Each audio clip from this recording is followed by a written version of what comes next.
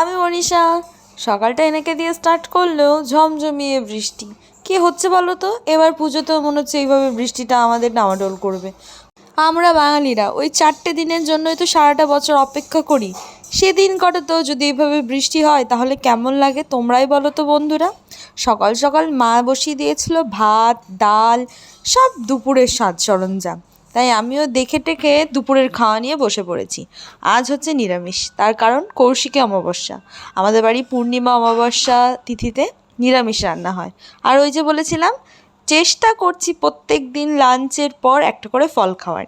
দেন তারপর চলে এসেছিলো আমার রাখির গিফট।